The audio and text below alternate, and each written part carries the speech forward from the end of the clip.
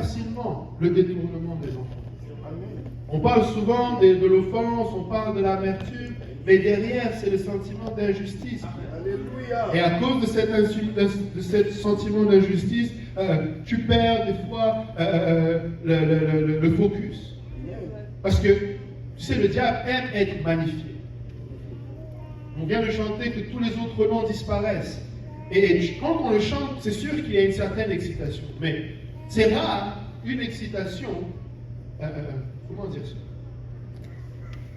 C'est rare qu'on célèbre quand il n'y a pas eu une grande victoire. Je ne sais pas si vous voyez ce que je veux dire. Très souvent, bon, quand c'est une victoire facile, on célèbre. Mais on ne célèbre pas pareil que quand c'est une victoire longue. Et la raison pour laquelle vous avez ce sentiment-là quand tous les autres noms disparaissent, c'est parce que vous savez à quel point le diable a voulu se magnifier dans cette situation. Et combien il vous a menti et combien il a voulu s'élever au-dessus du nom de Jésus. Et quand nous prions cela, nous prions avec certitude, Seigneur, que tout autre nom disparaisse et que ton nom, Seigneur, soit élevé.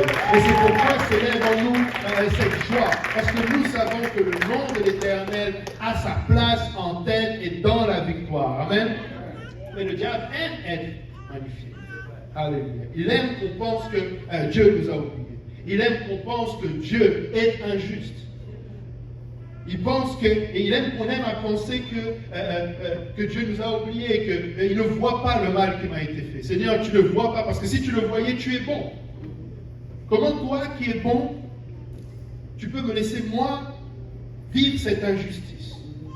Comment toi qui vois toutes choses, tu as vu cette injustice, pourquoi as-tu laissé cette injustice agir?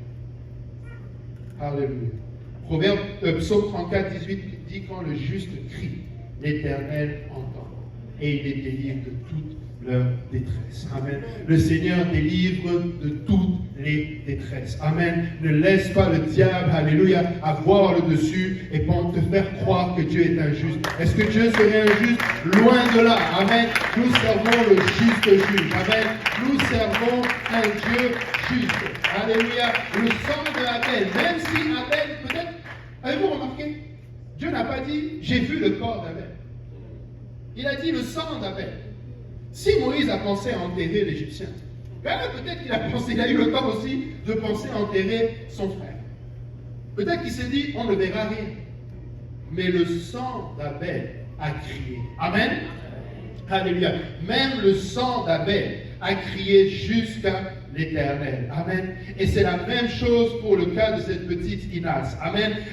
Je suis sûr que le sang de la petite Inas est allé jusqu'à l'Éternel. Amen. Dans l'histoire que j'ai lue, peut-être que vous ne l'avez pas remarqué, mais la Bible dit que, enfin la Bible dit, le passage dit qu'elle s'est vidée de son sang. Le médecin légiste était comme, c'est quoi ça? Elle n'avait plus de sang.